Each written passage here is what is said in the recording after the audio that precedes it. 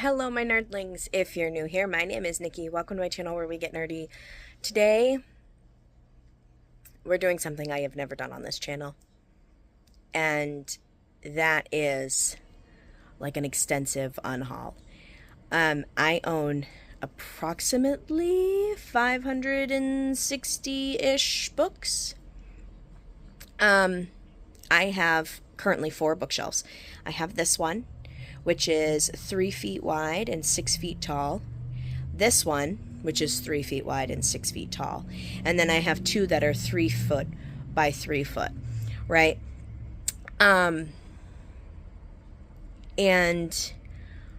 I don't have much shelf space, to be honest, between my books, my D&D books, and whatnot. I just don't have a bunch. I do know for Christmas, my dad bought me an entire 6-book series because they were buy one, get one 50% off or something like that on Amazon. Essentially, it worked out that they were $17.99 marked down to $8.50 per book, essentially. So he bought me the entire series. I know each of my children have bought me 2 books each.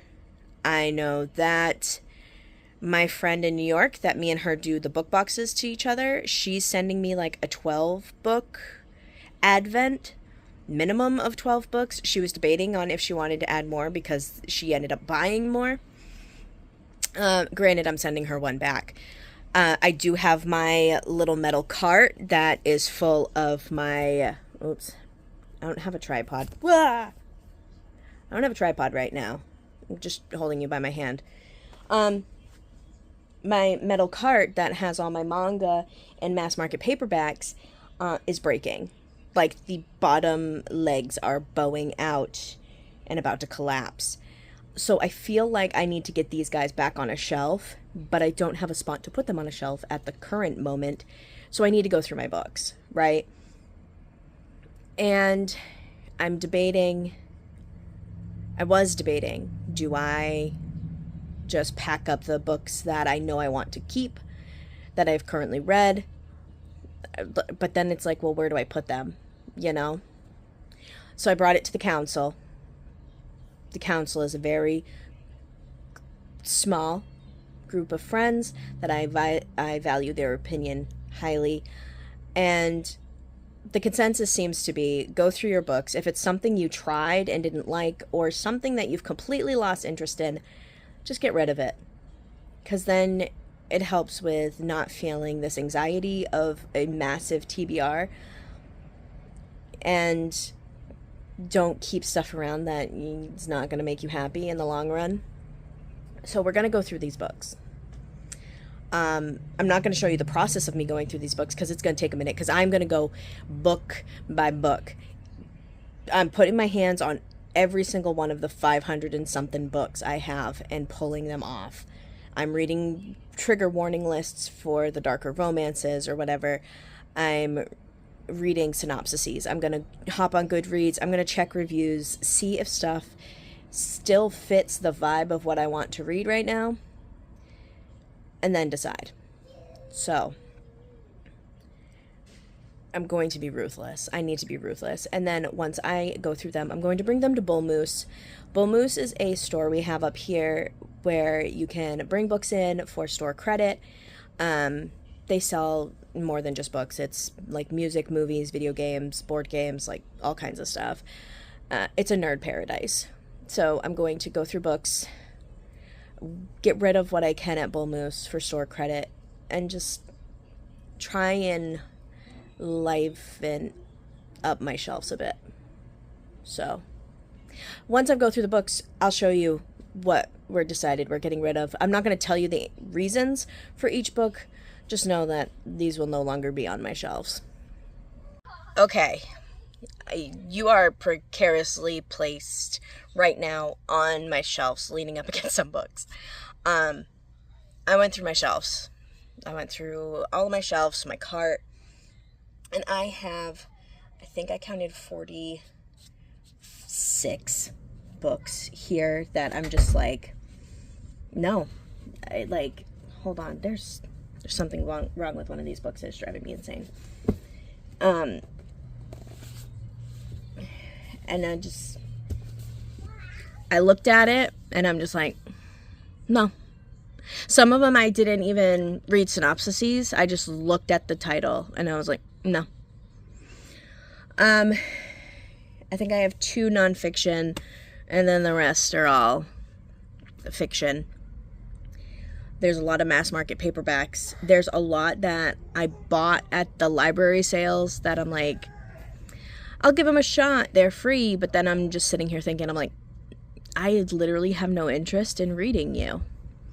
So, I'm not giving reasons as we go through these. If any of these were gifts, it's not that I don't appreciate the gift. I took gift notes out and I'm saving the gift notes because like the thought is still there, you know? But I'm just, at one point I wanted to read these and I'm at a point now where I don't, and I need to let go of that guilt of holding on to stuff that's not serving a purpose. Thank you to my friend Michelle for helping me realize that. Oh, you got Chopper! So, first I have The Girl King by Mimi Yu. I don't even remember what it's about. Beyond the Wand by Tom Felton. Hitman and Succubus, or Succubus and Hitman. This is technically my husband's, and I asked him about it, and he's like, he doesn't even remember reading it. But I know he read it because I watched him read it. And then he watched the entire, read the entire series online. So, The Lucky One by Nicholas Sparks. Dreamland by Nicholas Sparks. And See Me by Nicholas Sparks. High school Nicole would have read all the Nicholas Sparks she could get her hands on. 30-year-old Nicole does not want to. Carolyn Brown, Holidays at the Ranch, on the Ranch. I think I bought this just because I wanted a romance last year, a holiday romance, and it was $8. True Blue Cowboy Christmas. It's whatever. A Darker Shade of Magic. A Gathering of Shadows. And A Conjuring of Light. I have had this trilogy. It's getting really dark. I don't know why. I had that trilogy on my shelves since my 30th birthday. And I am now 33. And I haven't even attempted them. So, no. A Little Country Christmas. It's an anthology of some short stories, I guess. Again, it was $8. Sugar Plum Way by Debbie Mason. I don't even remember what a good chunk of these are about. Christmas Eve Cowboy. Pride and Premeditation. Blade of Secrets by Trisha Levenseller. Read the first book, and it was my least favorite Trisha Levenseller I've ever read. So, and along with that is the sequel of Master of Iron. The Fairy Wars by Herbie Brennan. The first 3 books of The Hitchhiker's Guide to the Galaxy. I need to realize that I do not like sci-fi. Other than Gideon the Ninth, sci-fi is not my thing. So I need to stop buying it. Thinking it's going to make this... I tried this book. It might make sci-fi my thing. No. Grace of Kings by Ken Liu. I'm just not in the mood for epic fantasies. I say that, and I left Malice and the Shadow of Gods. But I left those ones because my husband bought them for me, 1. And 2, Jade from JD Raid Reads really likes those. And her and I match up on fantasy for the most part. Except Witch Shadow, the last book in the Witchlands series. I really liked it. She didn't. So, In a Holidays by Christina Lauren. I love Christina Lauren's writing, but I'm not vibing with the whole Groundhog Day effect of that book. Hogfather by Terry Pratchett. Guards by Terry Pratchett. The Beautiful. The Damned. And The Righteous by Renee Ahdieh.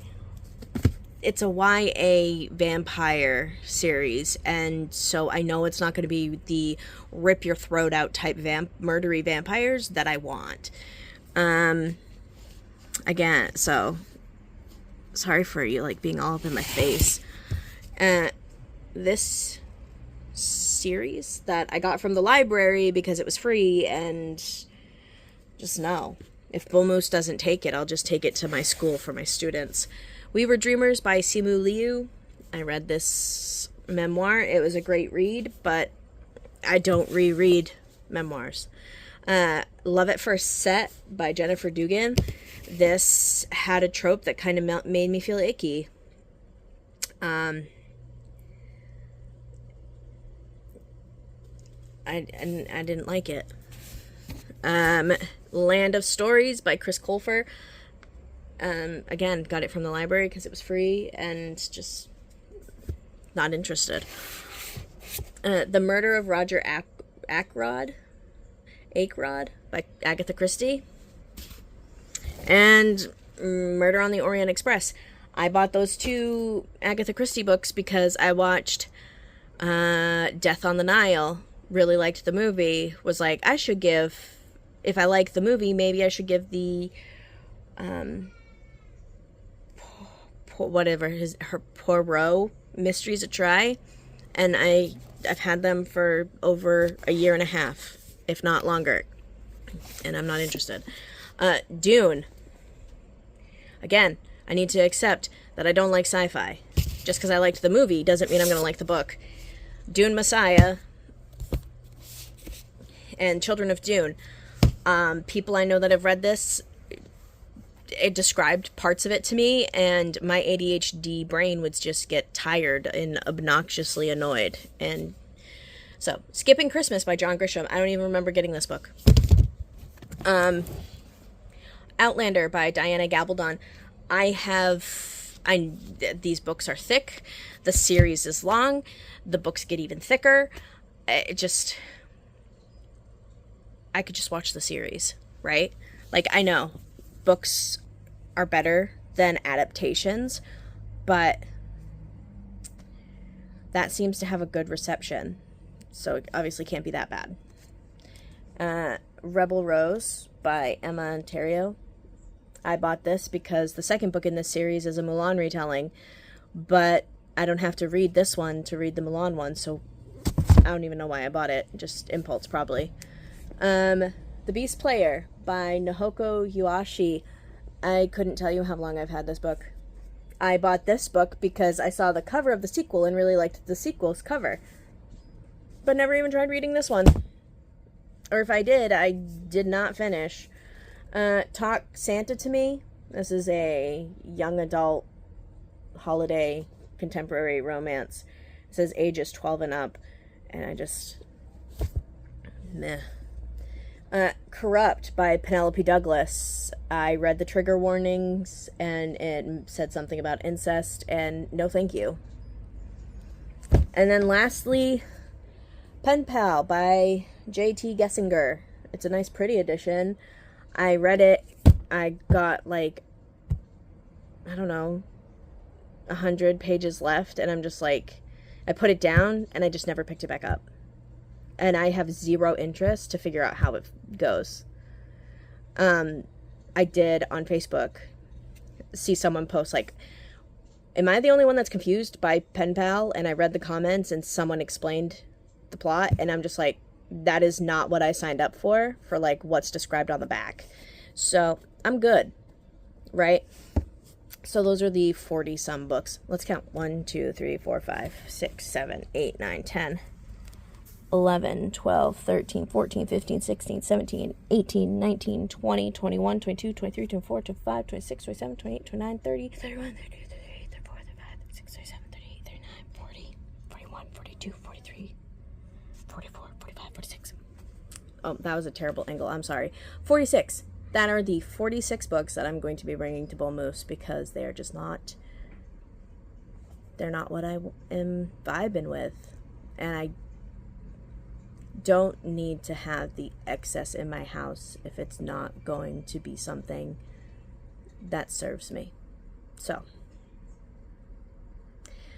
let's see how this goes. Alright, so I just got back from Bull Moose. I probably should have taken some B-roll while I was there and didn't think of it, but oh well. Of the 46 books I brought up, they accepted 42 of them, and I ended up with $74 store credit, which, amazing, right? Nikolai ended up with 2 Pokemon booster packs.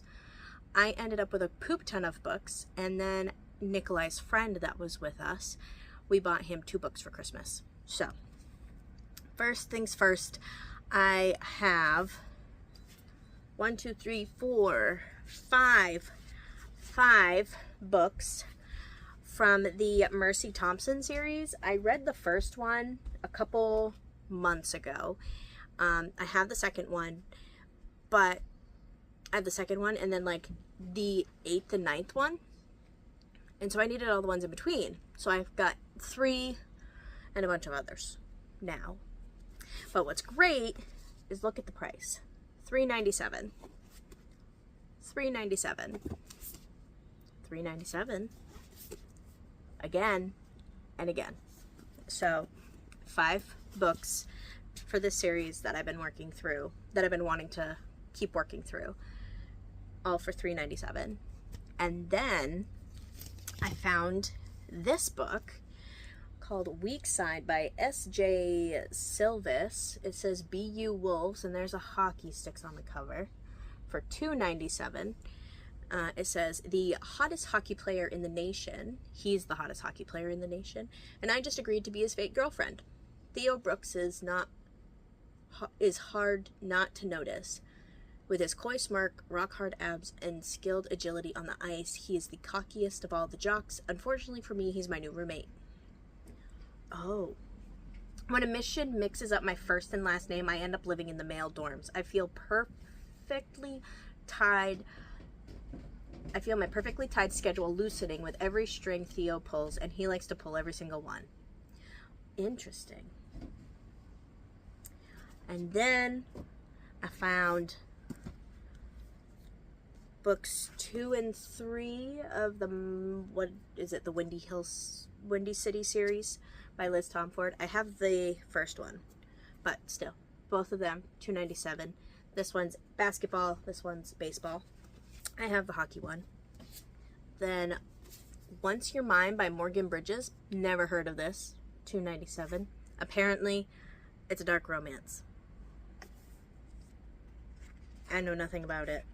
I read the trigger warning before I bought it, though. The contents of this dark romance book may be triggering to some readers. It contains explicit sexual content and morally gray hero who's over the top, jealous / possessive, and a stalker who falls first and harder and is willing to do whatever it takes to have the heroine. So, heroine means female sometimes, not the drug. And then for Nikolai's friend, we bought One of Us Is Back. He's already read One of Us Is Lying and the other one. And then The One and Only Family. So, we spent a total of $70.27, and so I still have $2.85 in store credit. But that's my little Unhaul haul. What, Nikolai? I'm not showing my viewers your Pokemon cards because I don't feel like it. So, like the video if you did, comment down below what you thought of this video and if I should do more sometime. Hit the subscribe button if you want to see more of my content, and until next time, you are loved and you are valid.